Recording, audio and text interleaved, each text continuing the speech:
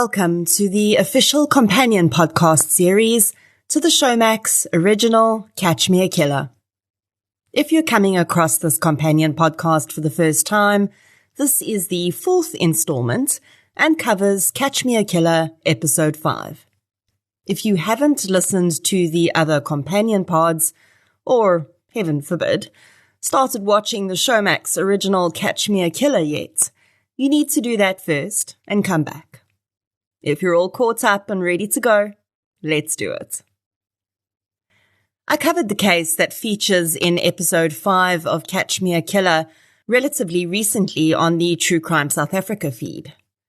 Christopher Mhlengwa Zikode was also known as the Donnybrook serial killer. There's quite a few really interesting elements of this case, which we don't often see featuring in serial murders.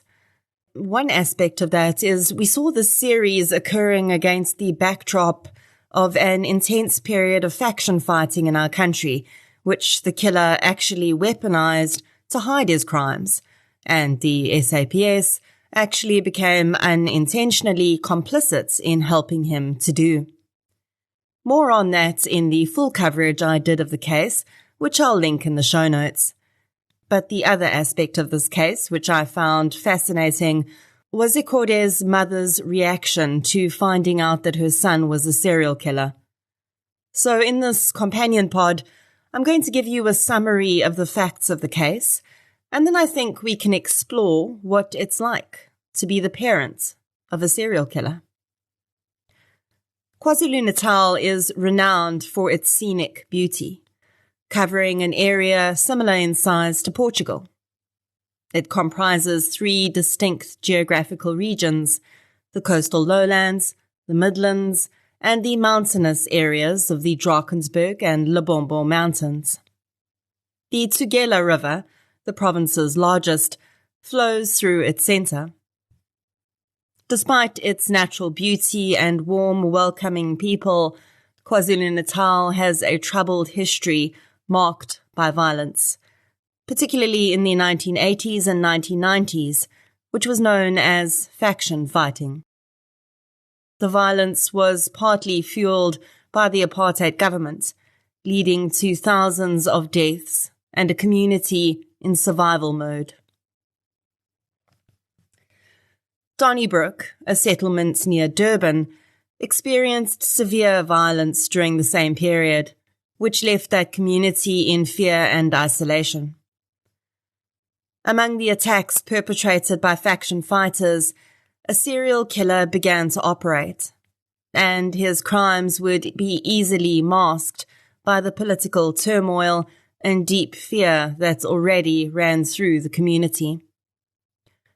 On the 13th of April, 1995, Thandi Gwala was assaulted and her friend was shot. 6 days later, Sibongile Mikize and her boyfriend were killed in their home, with the community too afraid to intervene when they heard the gunshots. The police initially labelled these murders as faction-fighting incidents, despite the victims having no connection to the movements. The cases were poorly investigated, with victims not receiving proper autopsies and bullets being left in the bodies. A series of murders and rapes followed, with victims often being mutilated and sexually assaulted. The community suspected a serial predator, leading to misguided vigilante justice, which failed to stop the attacks, of course, but did result in the deaths of 3 innocent men. Mhlengwa Zikode, a 30-year-old man, was eventually arrested for an attack on Beauty Zulu. Despite the community's suspicions, Zikode was initially charged only for the attack on Beauty.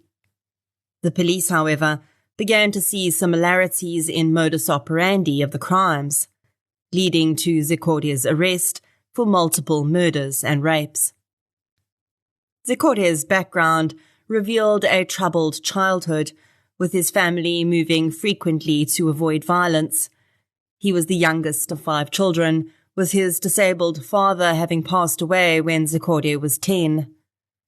Zikode was sent to live with his grandmother at 13, where he struggled with social interactions and was expelled from school.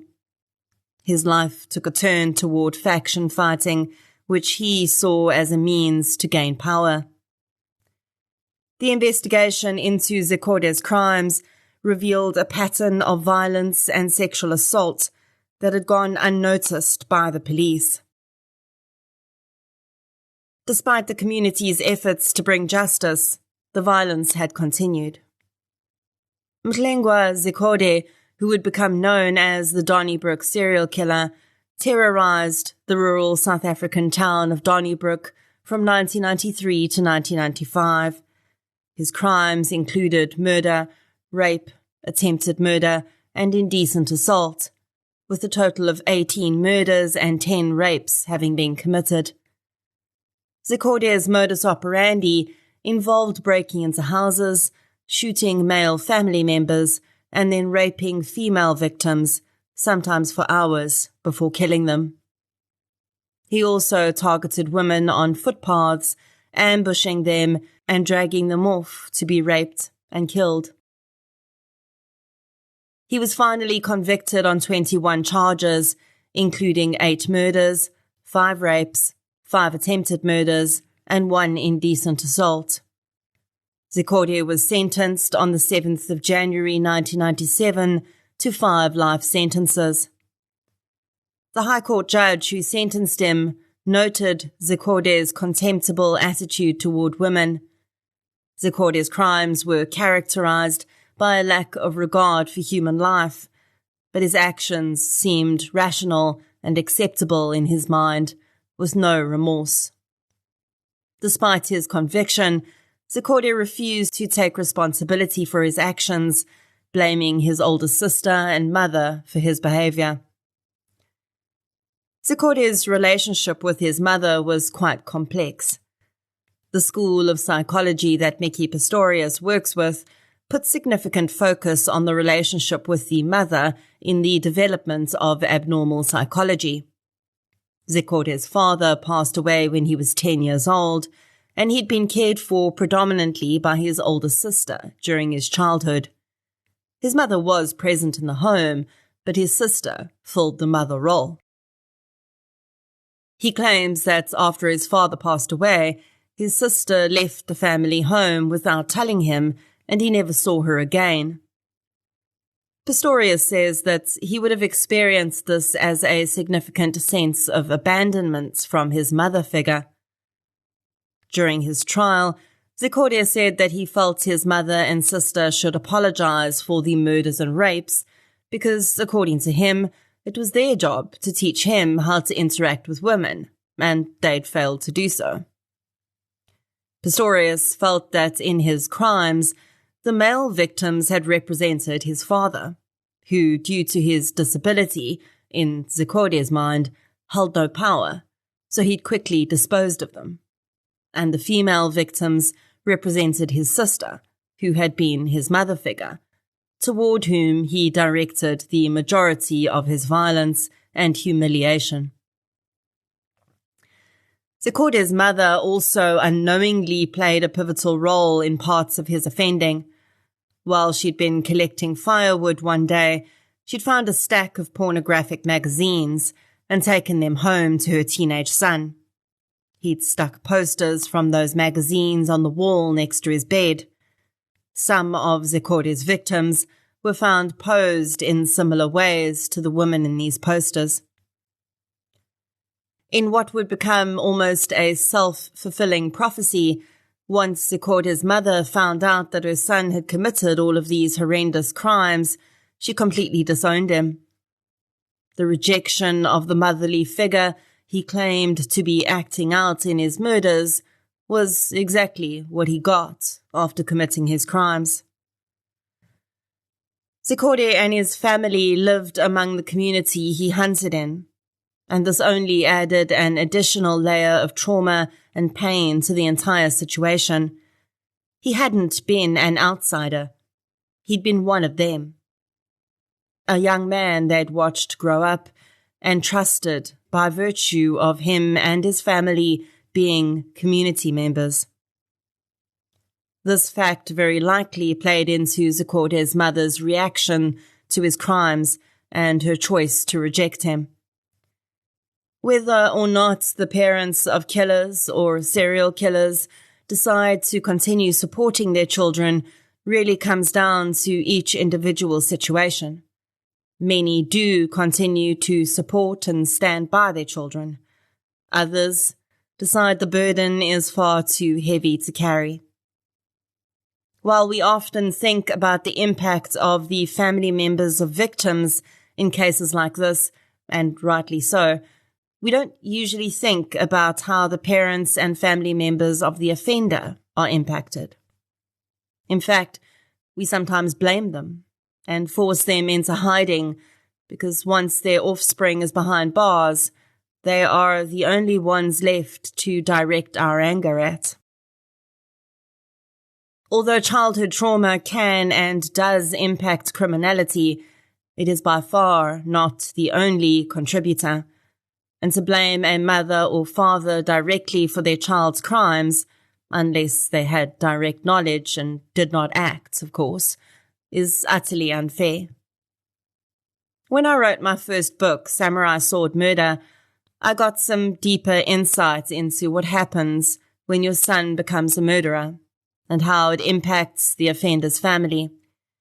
And let me tell you, that experience changed how I approach true crime cases.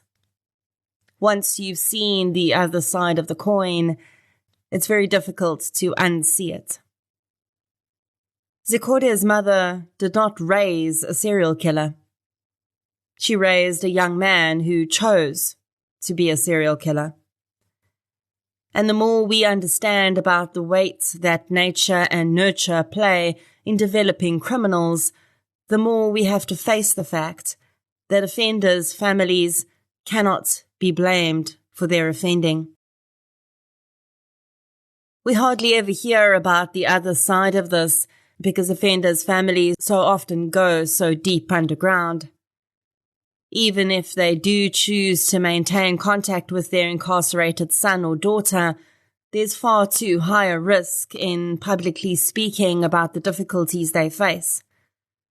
So we never really get to know what it feels like to go to sleep one night with a whole array of dreams and hopes for your child's future, and to wake up the next morning to a world where they are now a murderer and nothing more than a monster in the eyes of the public and your community.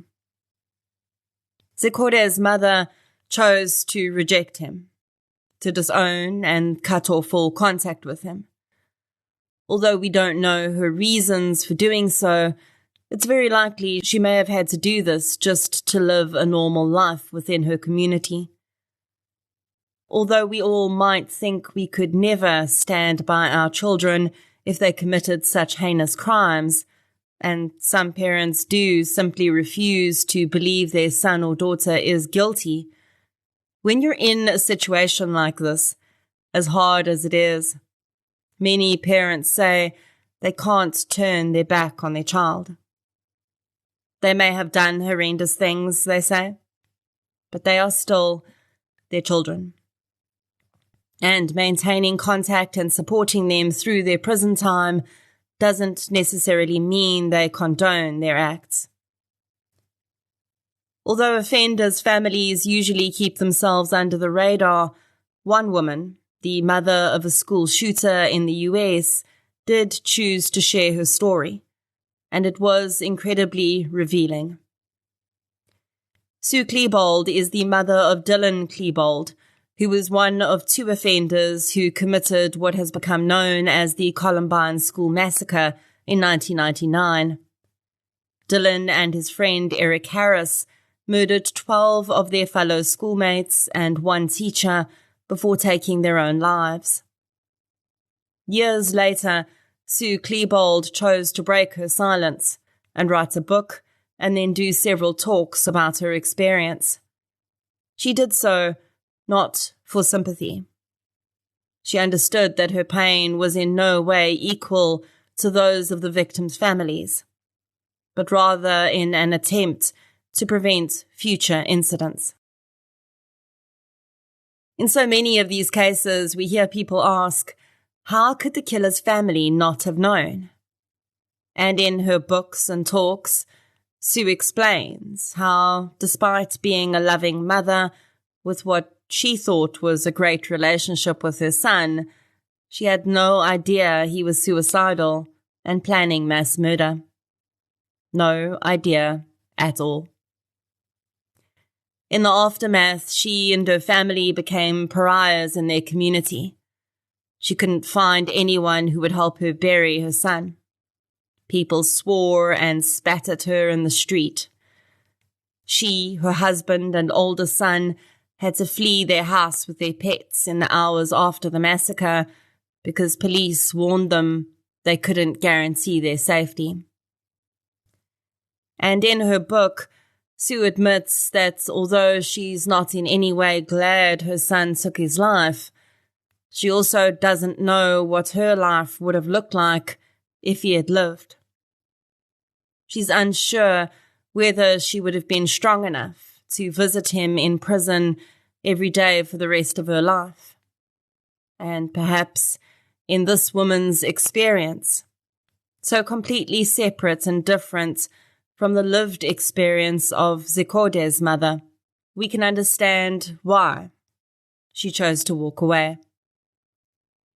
A mother's love can overcome many things, but perhaps seeing the eyes of her son's victims reflected back in his own every time she visited him was simply a bridge too far.